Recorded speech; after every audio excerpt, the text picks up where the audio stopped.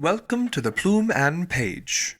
Today's story is Pride and Prejudice by Jane Austen. Chapter 31. Colonel Fitzwilliam's manners were very much admired at the parsonage, and the ladies all felt that he must add considerably to the pleasures of their engagement at Rosings. It was some days, however, before they received any invitation thither, for while there were visitors in the house, they could not be necessary. And it was not till Easter Day, almost a week after the gentlemen's arrival, that they were honoured by such an attention, and then they were merely asked on leaving church to come there in the evening. For the last week they had seen very little of Lady Catherine or her daughter. Colonel Fitzwilliam had called at the parsonage more than once during the time, but Mr. Darcy they had seen only at church.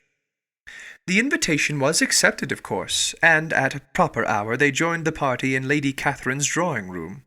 Her ladyship received them civilly, but it was plain that their company was by no means so acceptable as when she could get nobody else, and she was, in fact, almost engrossed by her nephews, speaking to them, especially to Darcy, much more than to any other person in the room.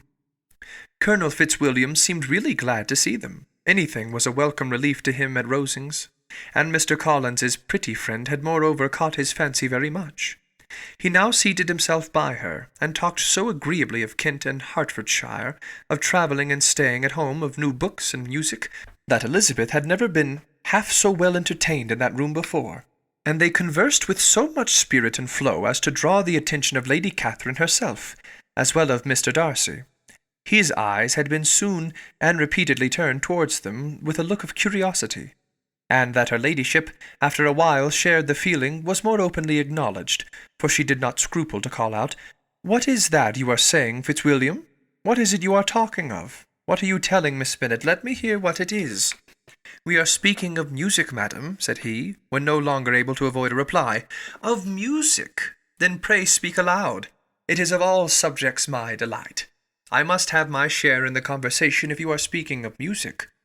There are few people in England, I suppose, who have more true enjoyment of music than myself, or a better natural taste. If I had ever learnt, I should have been a great proficient, and so would Anne, if her health had allowed her to apply. I am confident that she would have performed delightfully. How does Georgina get on, Darcy?" Mr. Darcy spoke with affectionate praise of his sister's proficiency. "I am very glad to hear such a good account of her," said Lady Catherine, "and pray tell her from me that she cannot expect to excel if she does not practice a good deal." "I assure you, madam," he replied, "that she does not need such advice. She practices very constantly." "So much the better. It cannot be done too much, and when I next write to her I shall charge her not to neglect it on any account. I often tell young ladies that no excellence in music is to be acquired without constant practice. I have told Miss Bennet several times that she will never play really well unless she practices more, and though Miss Collins has no instrument, she is very welcome, as I have often told her, to come to Rosings every day and play on the pianoforte in Miss Jenkinson's room. She would be in nobody's way, you know, in that part of the house." Mr. Darcy looked a little ashamed of his aunt's ill-breeding, and made no answer. When coffee was over, Colonel Fitzwilliam reminded Elizabeth of having promised to play to him, and she sat down directly to the instrument. He drew a chair near her. Lady Catherine listened to half a song, and then talked, as before, to her other nephew, till the latter walked away from her, and making with his usual deliberation towards the pianoforte, stationed himself so as to command a full view of the fair performer's countenance.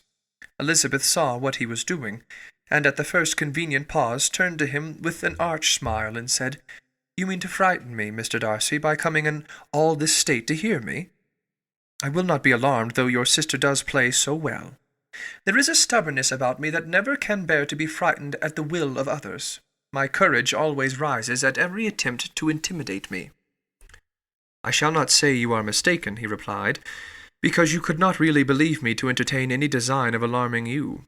And I have had the pleasure of your acquaintance long enough to know that you find great enjoyment in occasionally professing opinions which, in fact, are not your own." Elizabeth laughed heartily at this picture of herself, and said to Colonel Fitzwilliam, "Your cousin will give you a very pretty notion of me, and teach you not to believe a word I say. I am particularly unlucky in meeting with a person so able to expose my real character, in a part of the world where I had hoped to pass myself off with some degree of credit. Indeed, Mr. Darcy, it is very ungenerous in you to mention all that you knew to my disadvantage in Hertfordshire, and, give me leave to say, very impolitic too, for it is provoking me to retaliate, and such things may come out as will shock your relations to hear. I am not afraid of you, said he smilingly. Pray, let me hear what you have to accuse him of, cried Colonel Fitzwilliam. I should like to know how he behaves among strangers. You shall hear then, but prepare yourself for something very dreadful. The first time of my ever seeing him in Hertfordshire, you must know, was at a ball, and at this ball what do you think he did? He danced only 4 dances, though gentlemen were scarce, and, to my certain knowledge, more than one young lady was sitting down in want of a partner. Mr. Darcy, you cannot deny the fact. I had not at that time the honour of knowing any lady in the assembly beyond my own party. True, and nobody can ever be introduced in a ballroom. Well, Colonel Fitzwilliam, what do I play next? My fingers wait your orders. Perhaps, said Darcy, I should have judged better, had I sought an introduction. But I am ill qualified to recommend myself to strangers. Shall we ask your cousin the reason of this? Said Elizabeth, still addressing Colonel Fitzwilliam. Shall we ask him why a man of sense and education, and who has lived in the world, is ill qualified to recommend himself to strangers? I can answer your question, said Fitzwilliam, without applying to him. It is because he will not give himself the trouble.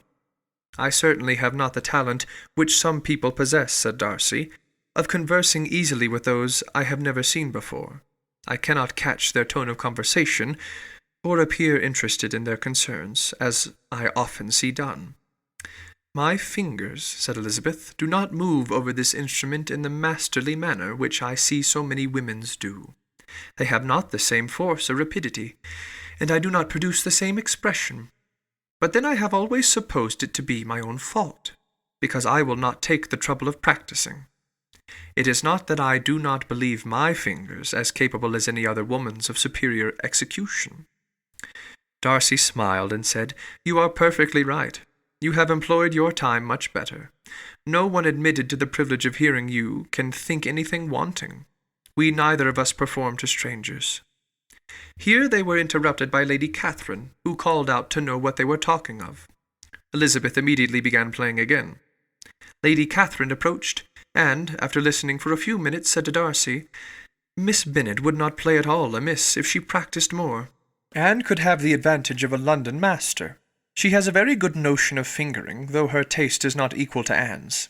Anne would have been a delightful performer, had her health allowed her to learn.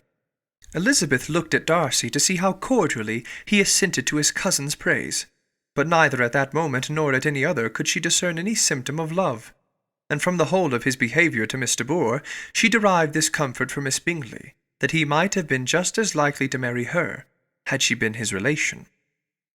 Lady Catherine continued her remarks on Elizabeth's performance, mixing with them many instructions on execution and taste. Elizabeth received them with all the forbearance of civility, and, at the request of the gentleman, remained at the instrument till her ladyship's carriage was ready to take them all home.